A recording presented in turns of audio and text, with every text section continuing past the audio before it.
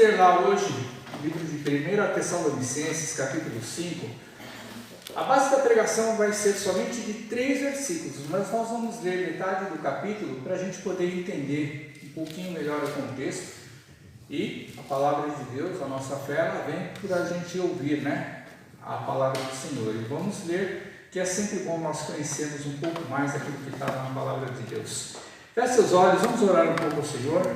Deus amado, Pai querido, obrigado, Senhor, por mais esse dia, por estarmos aqui na Tua presença, pelo Teu povo, Senhor, que Tu trouxeste essa noite aqui à Tua casa, Pai.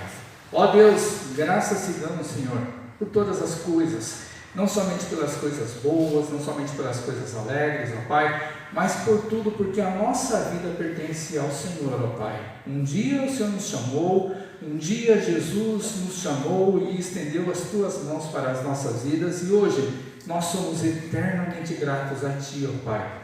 Não somente por esse momento, mas por aquele momento em que o Senhor estendeu as Tuas mãos para as nossas vidas.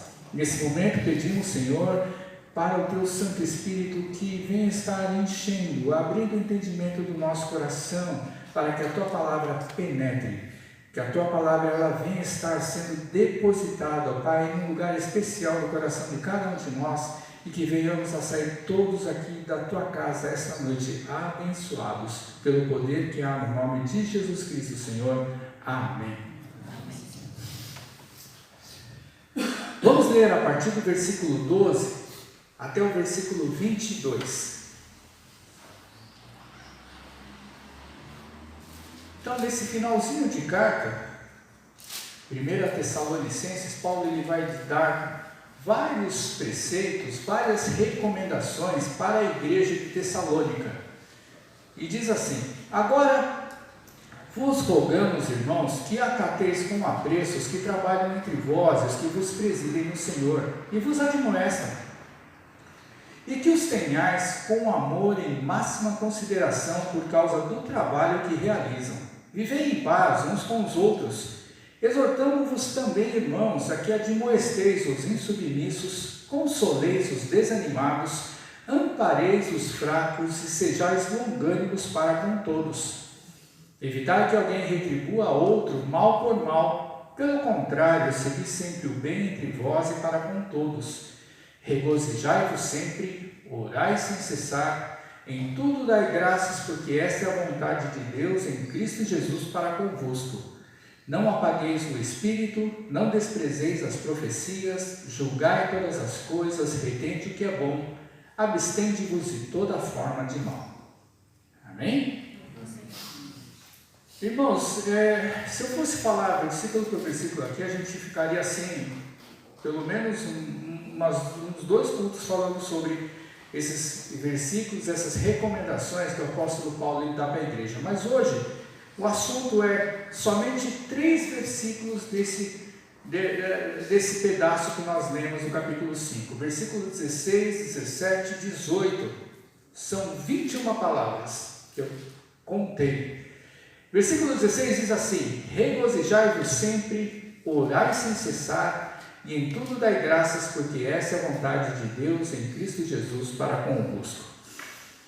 Aprendemos que quando a gente se chega na presença de Deus e a gente conhece a Jesus, temos 2 grandes mandamentos: amar a Deus acima de todas as coisas, com toda a nossa força, de toda a nossa alma, com todo o nosso entendimento.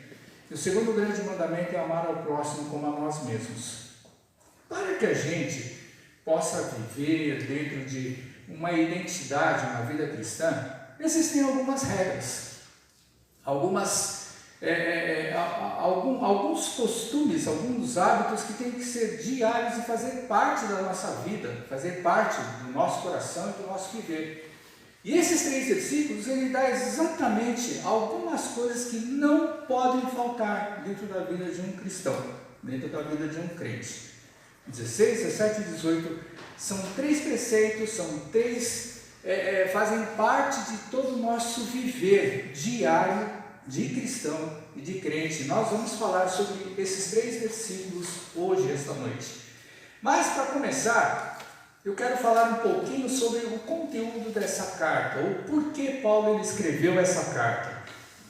Igreja de Tessalônica, né? Quando a gente começa a chegar e a gente ouve essa palavra Tessalonicenses, é uma palavra muito esquisita, muito estranha para a gente, né? Mas Tessalonicenses vem daqueles que são habitantes de Tessalônica.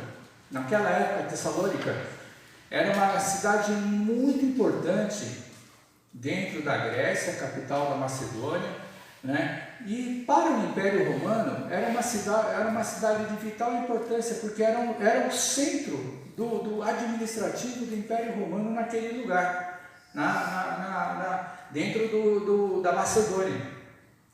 Essa cidade é uma cidade bem antiga, ela foi construída, sabe, depois que Júlio César faleceu. Ela foi construída mais ou menos lá pelos anos 300 a.C. E aí nessa época, quando Paulo escreveu essa carta, foi mais ou menos entre o ano 50 e 51 depois de Cristo. Por que eu estou falando isso daí? Provavelmente essa foi a primeira epístola ou o primeiro texto escrito, reproduzido e que foi divulgado nas igrejas cristãs depois que Jesus foi para o céu.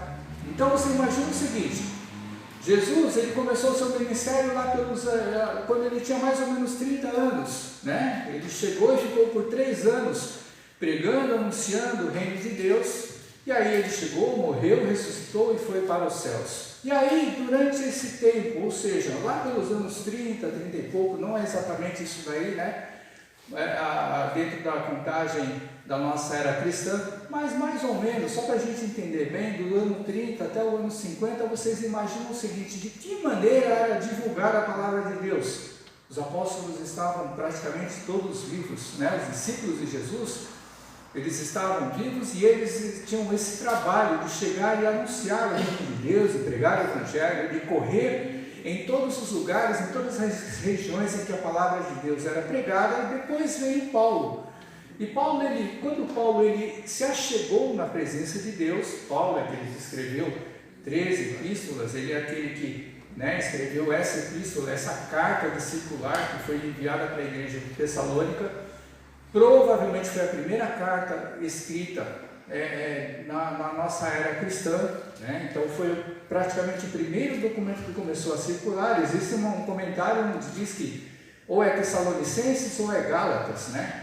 Mas não importa, foi uma ou outra, essa foi uma das primeiras cartas. E você vai chegar, se você pegar essa carta, esse livro, para você ler do começo ao fim, você vai ver que existem muitos conteúdos e muitas informações acerca de como deve ser a nossa vida cristã, de como nós como cristãos devemos nos comportar, de como nós como cristãos devemos viver. E essa igreja é uma igreja interessante. Ela está registrada lá no livro de Atos, no capítulo 17, do versículo 1 até o versículo 7, mais ou menos, quando Paulo chegou e ele foi evangelizar nessa cidade.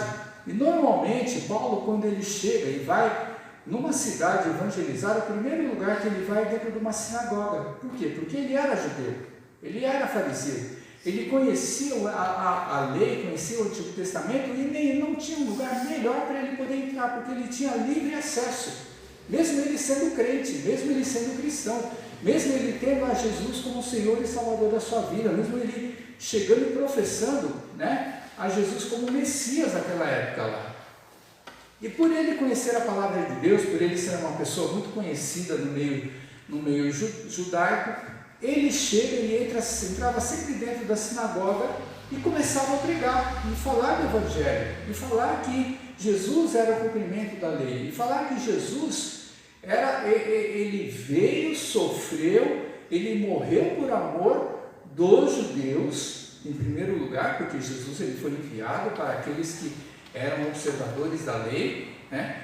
Mas que ele tinha esse ministério de chegar e levar o Evangelho, a mensagem de salvação para toda e qualquer pessoa, não somente para os judeus, mas para toda e qualquer pessoa. E o que é interessante, Paulo ele ficou mais ou menos uns 3 meses somente nessa cidade, só que quando ele começou a pregar e anunciar o Evangelho, lá no livro de Atos, no capítulo 17, vai dizer que judeus confessos, eles aceitaram o Evangelho. Pessoas gregas, ou seja, pessoas que são chamadas como gentias, pessoas que não tinham religião nenhuma ou acreditavam em outros deuses, eram pagãos, né? E na Macedônia, na Grécia, eles cultuavam milhares de deuses, né? Um deus mais diferente do que o outro, e também muita gente nobre, ou seja, muita gente de posse. E quando fala-se gente nobre, era gente que conhecia, era gente que tinha cultura, era gente que era estudada, era gente que era profissional, digamos assim, que exercia algum tipo de profissão. Então era gente que, tipo assim, as pessoas, pensamos nos nossos dias que as pessoas mais difíceis de converter são exatamente aquelas que têm muita cultura, que têm muita inteligência, aquelas pessoas que são formadas, né? Muitas vezes a gente chega e fala, nossa, como é difícil um médico se converter, como é difícil um engenheiro se converter, mas para Deus, para Jesus Cristo, a palavra de Deus, ela é viva e eficaz, e quando você prega, ousado, movido pelo Espírito de Deus, não tem essa da pessoa chegar e ter cultura, não tem essa da pessoa chegar e ser muito inteligente, não tem essa de chegar e falar que somente aquelas pessoas da classe da terceira, quarta, quinta classe, aquelas pessoas pobres, aquelas pessoas humildes, que somente elas se convertem. Não existe isso daí. E Paulo, ele prova, sabe, que a palavra de Deus é para todos. E essa igreja, ela chegou e ela se converteu ao ponto, naquela época, quando Paulo foi anunciar a palavra de Deus, que ali foi formada uma igreja com apenas 3 meses de pregação. Paulo vai, continua fazendo sua caminhada, e logo em seguida ele chega e ele manda uma carta, porque começaram a vir informações. Se vocês imaginam uma igreja que é nova, uma igreja que tinha pouco tempo, somente sobre o ensino que Paulo ele deu por 3 meses, você imagina, né? Às vezes a gente chega e a gente vai estudar a palavra de Deus, demora 3, 4 anos, 5 anos para estudar a palavra de Deus, para conhecer um pouco mais a fundo. Aí vocês imaginam uma igreja que chega e vive principalmente pela fé. Uma igreja que vive em cima de um ensinamento só, em que Jesus ele morreu, ressuscitou, foi para o céu, mas que ele chegou e falou que se você o aceitasse como Senhor, como Deus da sua vida, você vai para o céu e vai para a eternidade morar com Deus. A gente vai ver que conforme vai caminhando, nós vamos caminhando dentro da nossa vida cristã, nós vemos que nós precisamos de mais informações, que precisamos de mais conhecimento para quê? Para fortalecer essa nossa fé em Jesus. Mas acima de tudo, essa igreja de Tessalônica, ela tinha uma coisa, ela acreditava demais na volta de Jesus Cristo. Então, durante essas 2 cartas, a 1ª e 2ª Tessalonicenses, a gente vai ver que Paulo ele enfatiza demais, não somente nessas cartas, mas em outras cartas que ele escreveu, mas ele enfatiza demais, de uma maneira especial, acerca da volta de Jesus. E a gente vai ver que não importa o tempo que a gente está dentro da presença de Deus, mas o que nos motiva a estar sempre presentes na casa do Senhor, a ser sempre constantes e fiéis a Jesus, não a igreja em si, porque a igreja é um braço de Jesus. A igreja ela existe para que nós estejamos congregando, a igreja ela existe para que a gente venha estar se revestindo, a igreja ela existe para que a gente venha ter comunhão entre todos, a igreja ela existe porque ela é a cara, ela é o rosto de Jesus para o mundo. Porque quando você chega e está vivendo lá fora, e você não tem uma igreja, você chega e fala, eu sou cristão, para as pessoas não vai fazer diferença nenhuma. Sabe que as pessoas vão chegar e vão falar lá fora também? Mas eu também sou cristão.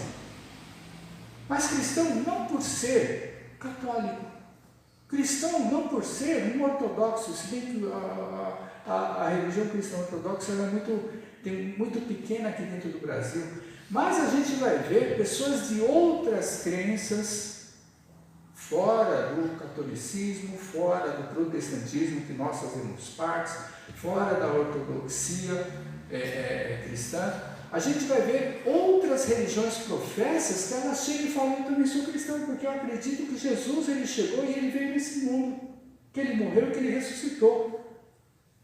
Mas eles não acreditam que Jesus ele seja Deus. Tem religiões que professam que Jesus ele foi um Deus, não foi o Deus, não foi o Filho unigênito de Deus. Tem religiões que chegam e acreditam em Jesus como um grande ser mediúnico. Sabe o que é ser mediúnico? Aquele que a questão do médium, você vai ver algumas religiões que professam aí, sabe, a pessoa chegar e ter sensibilidade espiritual. Jesus não é isso, gente. Mas as outras religiões, elas também professam que são cristãs. Amém? Nós não estamos aqui para chegar e criticar e condenar ninguém, porque a nossa regra de fé é a palavra de Deus, é a Bíblia. Nossa regra de fé são as escrituras sagradas. E isso faz com que nós sejamos diferentes dessas outras pessoas a nível de entendimento, de conceito e de conhecimento. Mas esses 3 versículos, eles são extremamente importantes para a nossa vida cristã. E quando a gente chega e a gente lê, ao começar, no versículo 16, regozijai-vos sempre. O que significa a palavra regozijar? Basicamente, a palavra regozijar significa você se alegrar. Só que o alegrar, a alegria, a felicidade não é uma mera coisa instantânea. Não é simplesmente você ter um prazer passageiro, um contentamento passageiro. O regozijar é praticamente um júbilo, ou seja, o que significa regozijar? Você se alegrar quando você está bem, quando você está sendo abençoado, quando Deus ele está respondendo suas orações, quando Deus ele está fazendo os milagres na sua vida, ficamos alegres e felizes. Mas depois de um determinado tempo nós nem lembramos mais daquilo que Deus ele operou na vida da gente. Ou seja, a alegria parece que é passageira. Regozijai-vos sempre, que Paulo ele chega e fala, é que você nunca deve deixar fazer com que as influências externas, a situação da sua vida, ela venha atrapalhar a sua alegria e a sua felicidade, o seu regozijo, o seu júbilo diante da presença de Deus. E aí a gente vai chegar e a gente vai ver como que eu vou chegar diante das nossas adversidades, como que a gente vai chegar diante dos nossos problemas, das nossas dificuldades, a gente estar sempre alegre com Deus. Você já chegou e você já viu um crente de cara fechado? Direto, né? Direto, né? A gente, muitas vezes, muitos de nós, quando levanta, alguém vai chegar e vai falar bom dia para você, seu esposo, sua esposa, seu filho, seu pai, sua mãe, vai chegar e vai, bom dia por quê? Né? 6 horas, 5 horas da manhã, que alguém chega e te levanta, você tem que trabalhar, você tem que estudar, com aquela cara mal-humorada que a gente chega e fala, a gente nem fala bom dia, né? Fala mal dia. Minha filha tem costume de cara de dormindo quase com sono, se abrir o olho, ela fala um dia. Eu falo que um dia é bom dia, né? Mas olha só, é natural. A gente pensa assim, não, só eu que levanto de mau humor, não é possível, alguma coisa está errada comigo. Mas quando você começa a conversar com um monte de gente, a maioria já levanta de mau humor. Como que a gente vai fazer para a gente chegar sempre e manter essa alegria? Olha só que interessante. 2 Coríntios, capítulo 6, versículo 10, e a partir do versículo 1 de 2 Coríntios, Paulo ele vai chegar e ele vai falar sobre o seu ministério para a igreja de Corinto. Paulo ele vai chegar e vai dizer, e vai falar para o pessoal daquela igreja, que era uma igreja extremamente abençoada, ele vai chegar e vai falar, sabe, que o ministério dele como apóstolo, como pregador, como evangelista, como mestre, sabe, não é da maneira como as pessoas pensam. Porque hoje em dia, nós cristãos, nós pensamos e olhamos e enxergamos para aqueles grandes líderes, para aqueles grandes pregadores, para aquelas pessoas que têm aquelas mega igrejas, né, que é tudo uma maravilha. As pregações elas são uma bênção, né? E não estou nem falando da pregação, mas a vida que essas pessoas levam são vidas que são invejáveis de todo crente, de todo cristão. E Paulo ele vai chegar e vai falar exatamente ao contrário. Nesse versículo 10, ele vai dizer, olha só, né? Ele fala um monte de coisa desde o primeiro versículo, mas quando ele vai chegar e vai falar acerca do seu ministério, ele vai chegar e falar assim: nós somos sempre entristecidos por causa da obra de Deus, mas sempre somos alegres dentro de nós. Nós somos sempre pobres. Você já viu, quando você chega e você lê o Novo Testamento, algum discípulo de Jesus ser rico? Nenhum deles era rico. Ele chega e ele fala assim: nós somos pobres, mas enriquecemos a muitos. Enriquecer em que sentido? Enriquecendo a muitos em primeiro lugar, não é no sentido da prosperidade, mas enriquecendo a muitos por essas pessoas receberem e aceitarem o Evangelho. Porque da mesma maneira que nós somos salvos, quando a gente chega e prega para alguém, essa pessoa aceita Jesus e começa a seguir o caminho que nós estamos seguindo, irmãos, é uma riqueza sem igual. É uma alegria que a gente tem no coração de ver uma pessoa que a gente evangeliza, de ver uma pessoa que a gente fala de Jesus, de ver uma pessoa que a gente chega e fala para seguir o caminho de Deus, e essa pessoa te ouve e fala: eu quero seguir esse Senhor Jesus também. Então Paulo ele chega e fala: nós somos pobres, tanto financeiramente como de espírito, mas muitas pessoas estão se enriquecendo por causa dessa palavra que é pregada. E Paulo ele ainda continua mais falando nesse versículo 10: nada tendo, mas possuindo tudo. Irmão, só para vocês terem uma ideia, a gente vai ver em algumas das cartas que Paulo ele escreve, que Paulo, por exemplo, nessa igreja de Tessalônica, para ele não ser pesado para essa igreja, ele chegava e ele trabalhava, ele era fabricante de tendas, ele trabalhava para não pesar no bolso da igreja, porque era uma igreja nova, apesar de existirem pessoas que eram ricas lá dentro daquela igreja. No começo, toda igreja quando começa, por mais rica que ela tenha de pessoas, é uma dificuldade o começo. A igreja precisa da parte financeira para ela poder chegar e poder ajudar o próximo, para poder chegar e sustentar outras pessoas, para que o evangelho cresça, para que tenha um lugar. Imagina esse prédio quando ele foi construído, imagina esse prédio para ele chegar naquilo que ele é hoje. Quanto tempo não foi demorado, quanto dinheiro não foi gasto, quanto suor, quanto sacrifício de irmãos que se juntaram para fazer isso daqui. Um dia que você quiser conhecer, quem não conhece a história da igreja, procure a nossa irmã Ivanilde, nosso irmão João, que são os mais antigos. Eles vão chegar e vão falar ao nosso irmão Carlos, né, que eles vão chegar e vão contar a história dessa igreja, que é tudo muito difícil no começo, mas irmãos, depois que a coisa está pronta, é uma alegria, sabe? Não é o conforto, não é a comodidade de recepcionar as pessoas, mas é o produto e o fruto de um trabalho. Isso faz com que a gente faça o quê? Que a gente tenha mais fé, que a gente consiga olhar para Deus, que a gente consiga olhar para Jesus e falar: puxa, o Senhor é uma bênção. Então Paulo, nesse versículo, ele vai chegar e vai falar o seguinte, sabe? Que por mais que a palavra de Deus ela transpareça e ela possa mostrar que a vida é diferente para ele, que prega a palavra de Deus, não, a vida é diferente para quem recebe, porque as pessoas, além delas chegarem na presença de Deus, Deus ele acrescenta e agrega cada vez mais, sabe, uma vida melhor, uma vida mais cômoda, uma vida mais próspera. Não é que a gente chegar e fazer tudo certinho dentro da palavra de Deus, dentro dos caminhos de Deus, a gente vai enriquecer.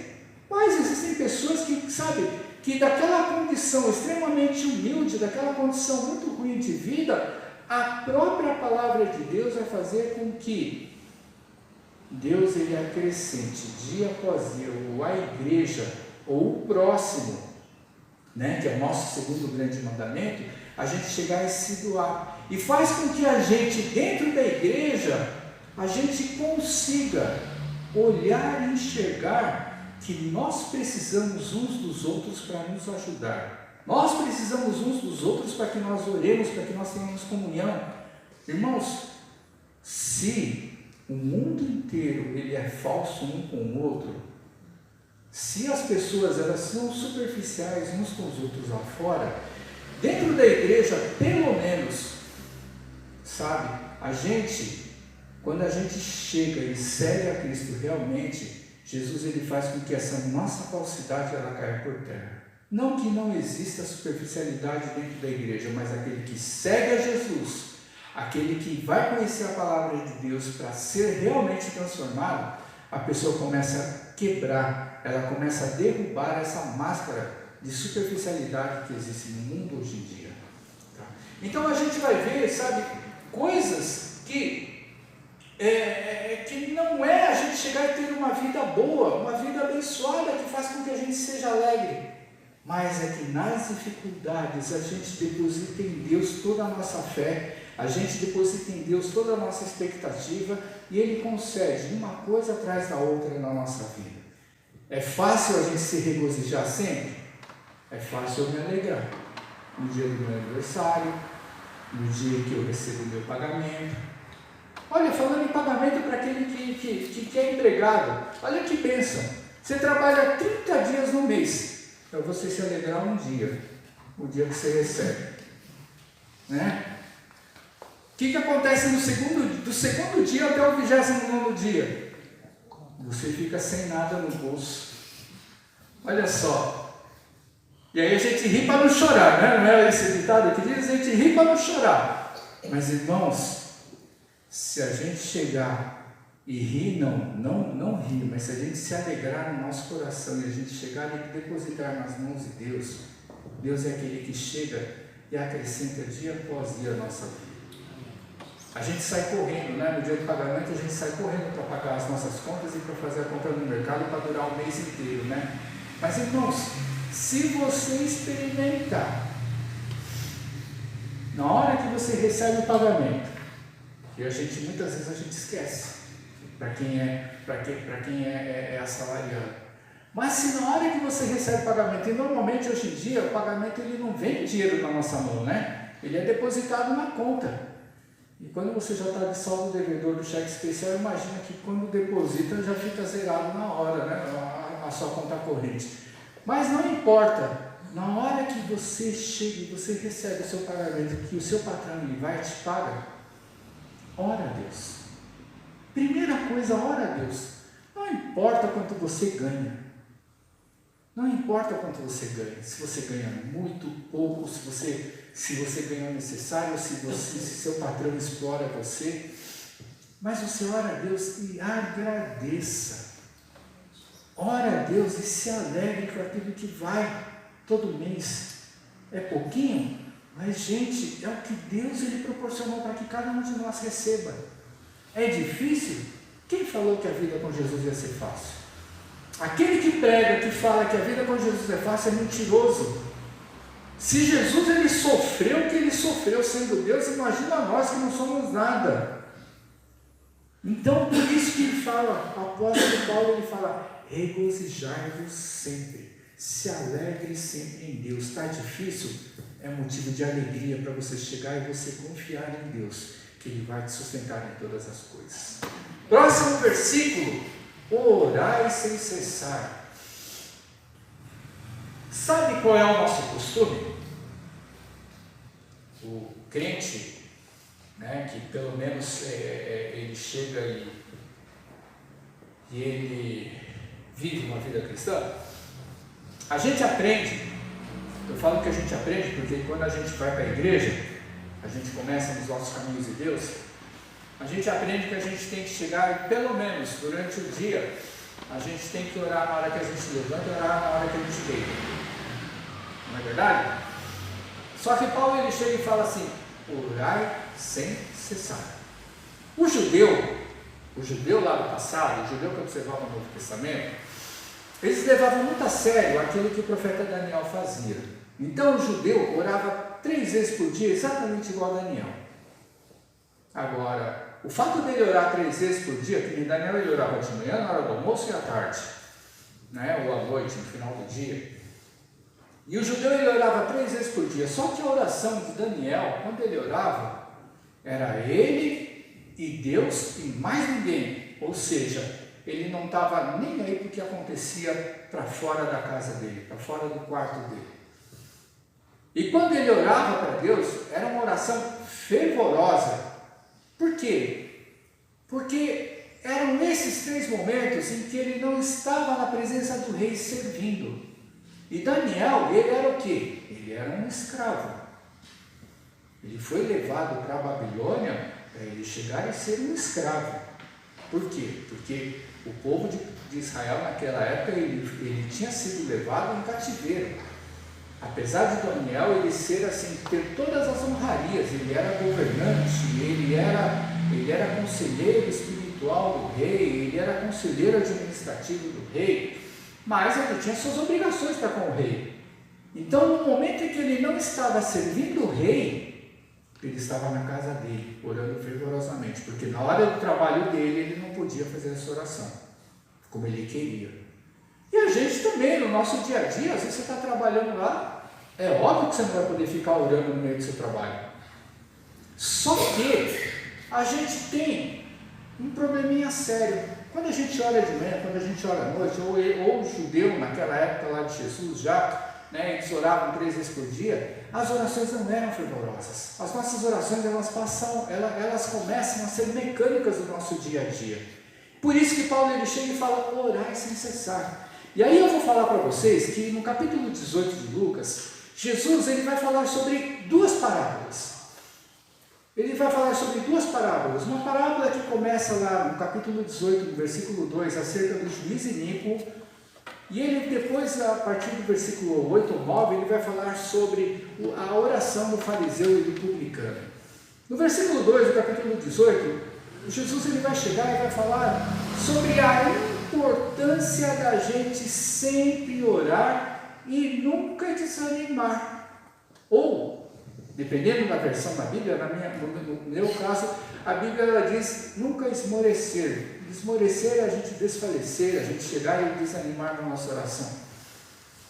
E aí eu vou falar para vocês, se a gente não vigiar, irmãos, a nossa oração ela se torna repetitiva, a nossa oração ela deixa de ser fervorosa, a nossa oração ela passa a ser uma oração obrigatória, como um devocional, como muitas religiões por aí fazem.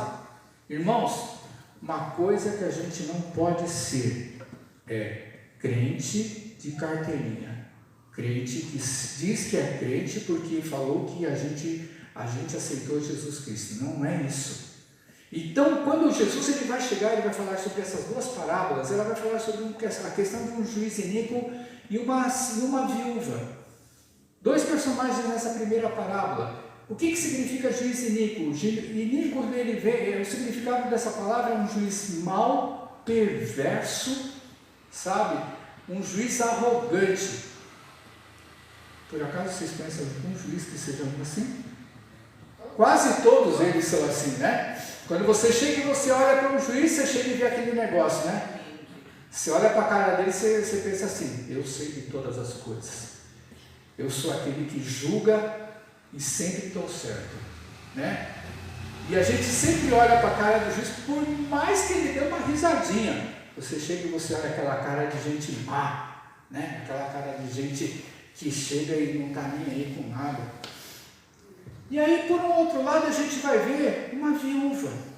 Jesus ele não conta muito bem acerca dessa viúva, mas quando a gente chega e a gente vê a palavra viúva no Antigo e no Novo Testamento, é uma senhora velha, uma senhora que não tem fonte de renda, uma senhora que é rejeitada pela sociedade, uma senhora que chega e é discriminada em todas as coisas, ou seja, é a pior classe social que existia naquela época. E aí essa senhora, provavelmente todo dia, ela batia na porta do juiz, né? Uma cidade grande não funciona dessa maneira, que existe lá o fórum, né? Mas uma cidade pequena, você chega e você, às vezes, tem livre acesso ao juiz e sempre está conversando, ou chegar e pedir, e se o juiz não está fazendo nada, ele até te atende. Esse juiz, ele chega, ele fala assim, sabe que eu vou fazer uma coisa?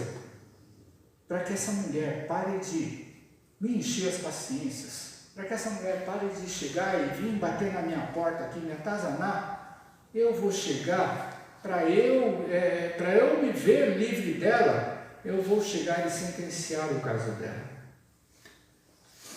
Só que, imagina o seguinte, Jesus ele mostra que essa senhora, por causa da sua impertinência, por causa da sua perseverança, por causa da sua maneira de sempre chegar e ir lá torrar, né, o juiz para chegar e falar para ele julgar a causa dela. Ela não falou para dar a vitória, ela foi para pedir para o juiz julgar a causa dela, contra alguma outra situação que ela tinha, que a parábola de Jesus ele não estava interessado em dizer qual era o tipo de causa.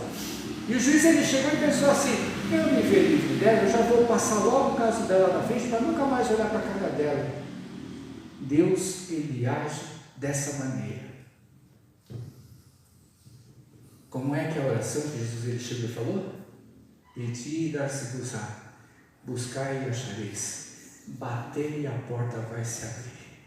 Irmãos, quando você quer uma bênção, você não pode desanimar, você não pode ter falta de fé e você não pode nunca deixar de orar. Sabe o que a gente faz? A gente terceiriza. Quando eu já não sinto mais forças para orar, quando você já não sente mais forças para orar, sabe o que você faz? Você pede para a igreja, você pede para os irmãos, você pede para os seus amigos orar por você, porque você já não tem mais forças, ou seja, você está desanimando na sua caminhada de oração. E Jesus ele chega e fala exatamente ao contrário disso. Quando ele começa a falar dessa parábola, antes de ele iniciar a parábola, ele fala, nunca deixe de orar, orar em todo o tempo. Ah, mas o meu serviço eu não posso chegar e ficar orando. Irmãos, você tem mente para quê? Ora em pensamento. Sabe o que Deus está preocupado? Ele não está preocupado. Aliás, eu vou fazer uma pergunta. O que você acha que é melhor? É a quantidade de oração ou o tipo de oração? Não responda para mim. Responda para você mesmo. Alguns vão achar que é a quantidade. Outros vão achar que é o tipo. Vou responder para vocês as duas coisas. Tanto a quantidade como o tipo faz importância. Irmãos, você está lá no seu serviço fazendo uma obrigação, mas chega uma hora que você faz a tua obrigação tão mecanicamente, que a sua mente já não está mais participando daquilo que você está fazendo mecanicamente no seu serviço. Então, automaticamente, você pode orar em pensamento. Deus, Ele não está lendo somente o seu pensamento. Ah, mas Deus sabe o que eu preciso. Não, irmãos, esquece isso. Deus, Ele sabe tudo aquilo que você precisa. Mas se a gente chegar e a gente olhar no Salmo 139, que Davi ele chega e fala que Deus ele sabe de todas as coisas, Deus em primeiro lugar, Ele quer ouvir a tua voz, Ele quer ouvir a tua boca, Ele quer ouvir o que o teu coração está falando ou pedindo para Ele. Ele sabe o que Ele está querendo ouvir? Ele está querendo ouvir a tua fé naquilo que você pede para Deus, naquilo que você fala com o Senhor. E a tua fé, depois de milhares e milhares de orações sobre acerca de uma situação que você pede, tem que ser exatamente igual à primeira vez que você pediu. Quando você começa a chegar e pensar que Deus já não está mais nem aí com a oração que eu faço, então você já se cansou de orar, você já se desanimou, e eu vou falar, Jesus está bem longe de você. Porque você não conheceu absolutamente nada do caminhar cristão. Jesus orava direto, Paulo orava direto, Pedro orava direto. Os profetas do Antigo Testamento, a função deles era orar direto, sempre confiando. E não é ficar falando palavras bonitas, mas é aquilo que sai de dentro do teu coração. Às vezes uma palavra não sai da tua boca, não sai da tua mente para você orar, mas lágrimas saem. Mas o choro ele cai. E Deus ele ouve isso daí. Porque lá em Apocalipse ele fala que vai chegar um dia que não vai haver mais choro. Que vai chegar um dia que Deus vai recolher tudo isso daí. Com um aroma suave daquele que chegou e bateu sempre na porta de Deus para que a porta viesse a se abrir na sua frente. Então a oração, sabe, é uma coisa fundamental na nossa vida. Uma segunda parábola dentro desse capítulo 18, ele vai falar acerca da oração de um fariseu e de um publicano, que iam para o templo, que iam para a sinagoga, que iam para a igreja, e eles iam orar. Aí, duas figuras, uma figura de um fariseu, daquele que conhece toda a palavra de Deus, e a figura de um publicano. O que é um publicano? Um cobrador de impostos. E o cobrador de impostos lá no passado é exatamente igual aos de hoje em dia, não todos, mas uma boa parte, sabe? Pessoas corruptas, pessoas que roubavam, pessoas que exploravam todos aqueles lá que chegavam e pagavam os tributos para o Império Romano.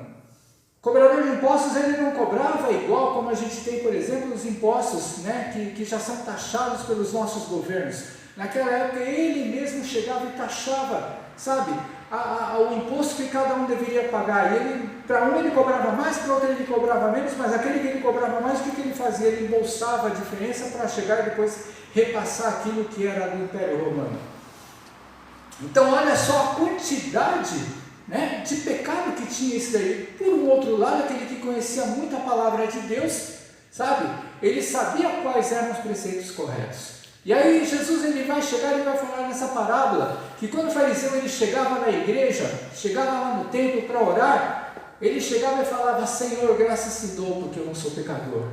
Senhor, graças te dou porque eu jejuo 3 vezes por dia. Senhor, graças te dou porque eu conheço e medito na sua palavra, e eu não preciso de nada na minha vida. A parábola não diz que esse homem pecava. Aí chegou o publicano na igreja, chegou na hora dele orar, o publicano ele batia no seu peito: Senhor, tem misericórdia de mim que eu sou pecador. E gritava para Deus, e abaixava a cabeça, porque ele não tinha coragem nem de levantar a cabeça, na hora que ele estava lá dentro da igreja, dentro da congregação, para orar para Deus. E aí Jesus, ele termina essa parábola dizendo, perguntando para os seus discípulos: qual desses vocês acham que Deus ele ouviu a oração? Deus ele ouviu a oração daquele que chegou e falou para Deus que ele era um pecador. Sabe a coisa mais difícil que tem na vida da gente? Quando a gente vai fazer uma oração, a gente falar para Deus que a gente é pecador. A gente chega e fala: Senhor, perdoa os nossos pecados. Mas a gente não chega e não fala que a gente é pecador. Porque Jesus ele já nos libertou e nos salvou. E nos lavou de todo e qualquer tipo de pecado. Ou seja, a gente, não que a gente não deva jogar, porque a gente joga para Jesus toda a nossa carga de pecados. Existe uma diferença com relação a tudo isso aí. Quando ele morreu na cruz para que a gente não tivesse que morrer na cruz. Ele levou o nosso pecado, mas para que a gente pudesse chegar e ter consciência disso e se arrependesse de coração do nosso pecado e não fizesse mais. A partir do momento que a gente comete de novo o pecado, irmãos, eu não dei para Jesus levar. Eu não dei para Jesus levar. Então eu falo para vocês, é difícil a gente chegar e falar para Deus: Senhor, eu sou pecador, porque eu não consigo me libertar do meu pecado. Aí Jesus ele vai chegar e vai falar que Deus ele ouviu a oração do publicano e não recebeu a do fariseu. Por quê, irmãos? Porque Deus ele lê e ele olha o nosso coração. Então, por mais que a minha boca fale, por mais que a sua boca possa falar, por mais que você chegue e fale no meio de uma multidão ou somente para você e Deus, ele está de olho naquilo que o seu coração está sentindo e está vivendo. Olha só como Paulo ele chega e fala poucas palavras, mas quando a gente começa a chegar e analisar, a gente fala: gente, como eu estou devendo diante da presença de Deus. Terceira coisa, irmãos, versículo 18. Ele vai falar assim: em tudo dar graças, porque essa é a vontade de Deus em Cristo Jesus para convosco, para nós, E eu vou dizer para vocês que dessas 3 coisas, talvez essa seja a coisa mais difícil para a gente chegar e a gente falar nas nossas orações, ou no nosso dia a dia. Eu dar graças a Deus porque eu tenho uma vida abençoada é fácil. Eu dar graças a Deus porque eu tenho um bom trabalho é fácil. Eu dar graças a Deus porque eu tenho uma boa família é fácil. Eu dar graças a Deus porque eu tenho uma saúde invejável é fácil. Agora eu quero você ver dar graças a Deus no contrário. Vai dar graças a Deus porque você está desempregado. Vai dar graças a Deus porque você está devendo. Vai dar graças a Deus porque você está enfermo. Vai dar graças a Deus porque você não tem nada. Vai dar graças a Deus porque a tua casa está um pandemônio, vamos falar assim. Tudo bagunçado, tudo torto, tudo errado. Vai dar graças a Deus se você está na miséria. É fácil, irmãos? Da boca para fora é fácil falar. Agora, e do coração? Em tudo dai graça. Então eu falo para vocês, dessas três coisas que Paulo ele fala, talvez a mais difícil é a gente dar graças a Deus nessas três coisas. Isaías 45, versículo 7, quando Deus ele usa Isaías para chegar e falar uma profecia para o povo de Israel, palavras de Deus na boca de Isaías diz assim: eu formo a luz e crio as trevas, faço a paz e crio o mal. Eu, o Senhor, faço todas essas coisas. E aí a gente pensa que todo mal que vem sobre a nossa vida é porque Deus está pesando alguma coisa, ou porque nós estamos em pecado, ou porque Deus ele chega, e muitas vezes a gente chega e fala assim: puxa, se Deus é o Deus do bem, como é que ele pode fazer o mal? Se Deus ele chega e faz todas as coisas perfeitas, como é que o mal existe? Como é que o mal existe? Como é que a gente chega e continua fazendo os pecados? Como é que a gente chega e continua errando? Esse versículo ele vai chegar e vai mostrar o seguinte: não é que Deus ele faz o mal, mas Deus ele é soberano, criador, e ele tem controle das suas mãos tudo aquilo que acontece no nosso mundo, na nossa vida. E às vezes alguma coisa que vem e acontece com a gente, seja por castigo merecido, seja por uma coisa que muitas vezes nós não entendemos, e uma coisa que muitas vezes a gente chega e fala assim para Deus: Senhor, o que o Senhor quer falar comigo?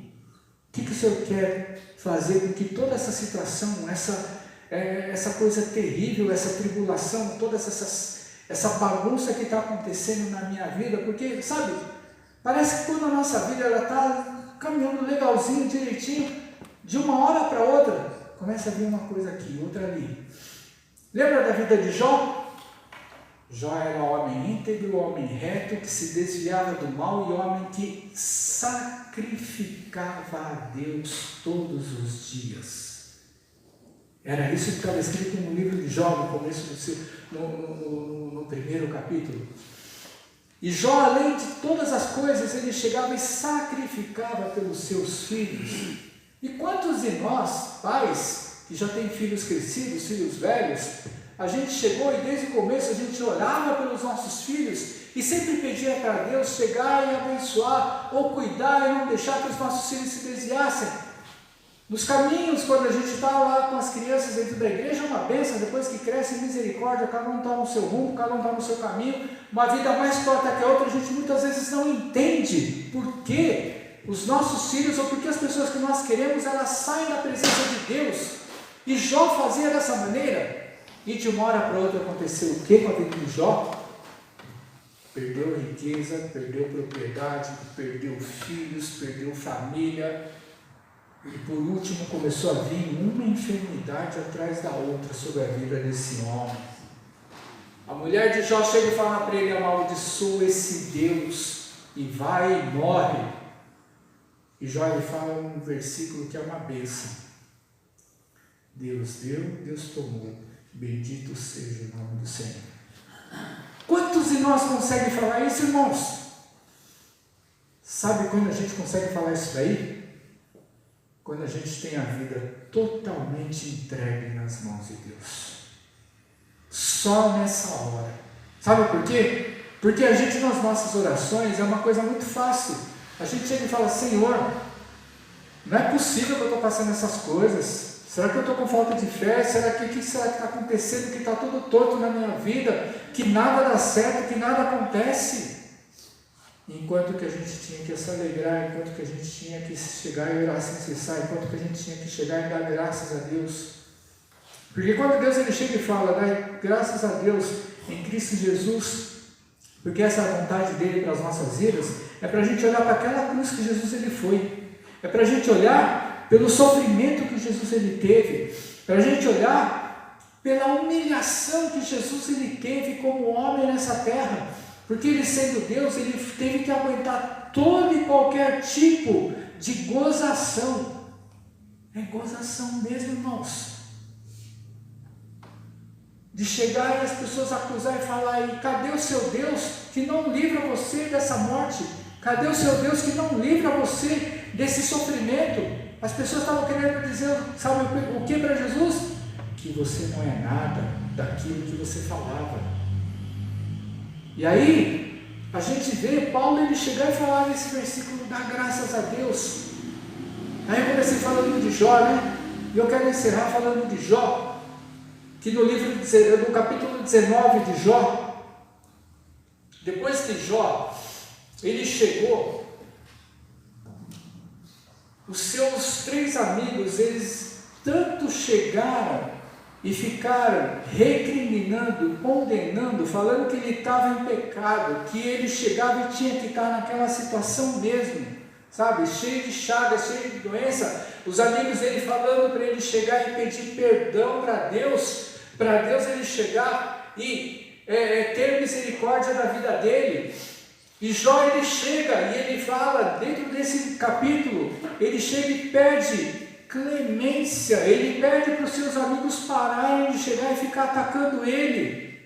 E ele encerra essa fala, no caso do versículo 25, 26 e 27, ele fala assim, olha, porque eu sei que o meu Redentor vive, e por fim se levantará sobre a terra. Depois, revestido esse meu corpo da minha pele, minha carne, verei a Deus. Eu vê-lo-ei por mim mesmo, os meus olhos o verão, e não os outros. Jó ele tinha certeza de uma coisa na sua vida, que tudo aquilo que estava acontecendo com ele, alguma coisa Deus estava querendo tratar na sua vida. Mas ele tinha certeza de uma coisa. Quando ele diz, eu sei que o meu Redentor vive, sabe o que ele estava querendo dizer? Ele sabia que Deus, ele tinha Jó nas suas mãos, e que apesar das dificuldades, apesar dele não ter nada, apesar de todas as doenças e chagas que ele tinha dentro do corpo dele, ele ainda era querido por Deus e cuidado por Deus em todas as coisas. Irmãos, quantos de nós conseguem falar no momento de aflição, conseguem falar isso? Eu sei que o meu Redentor vive. Sabe quem é o nosso Redentor? Jesus. Esse é o nosso Redentor. Agora, quantos de nós no momento de tribulação conseguem falar isso daí, irmãos? Isso é fé, sabe? Isso daí é você chegar e ter a certeza de que Deus ele está cuidando de todas as coisas na sua vida, irmãos. Eu falo para vocês, é fácil? Não é. Não é fácil. Não é fácil quando você tem uma enfermidade que é para a morte. Não é fácil quando você chega e você tem um lar que está destruído. Não é fácil quando você chega e você está abandonado. Não é fácil quando você chega e você está desempregado há muito tempo. Não é fácil quando você chega e você está totalmente endividado. Pior ainda, não é fácil quando você é rejeitado pelas outras pessoas. Você já se sentiu rejeitado? Quem já se sentiu rejeitado sabe como é que é. Como é terrível você ser rejeitado pelas outras pessoas. Mas Jó, independente daqueles amigos da onça que ele tinha, ele chegou e ele declarou para a vida deles, eu sei que o meu Redentor vive, e que no dia certo ele vai me levantar. Sabe o que é levantar? Não é levantar nessa vida. Ele não estava mais esperando nada da vida, porque ele pediu para Deus a morte. Ele estava falando lá na eternidade. Ou seja, aquilo que Paulo ele tanto exorta dentro da carta de Tessalonicenses, ele exorta para que a gente viva um dia após o outro como se fosse o último dia, esperando sempre que Jesus ele volte, esperando sempre que Jesus ele venha nos levar e venha nos solar. Se a gente viver a nossa vida como se fosse o último dia, para a gente chegar e colocar os pés na eternidade, pode ter certeza, irmãos, você vai estar sempre alegre, você vai estar sempre orando com fervor, e você vai dar sempre graças a Deus em todas as coisas no nome de Jesus Cristo. Para encerrar, voltando lá no livro de Tessalonicenses, no capítulo 5, eu quero que vocês leiam comigo os 2 últimos versículos, versículo 23 e versículo 24. Olha o que Paulo ele fala.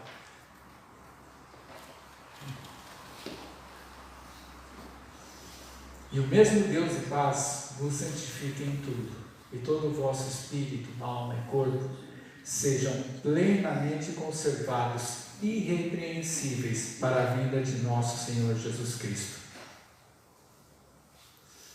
Fiel que vos chama, o qual também o fará.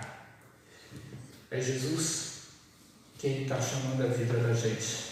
É Jesus quem está chegando e nos preparando para o dia que Ele vai voltar.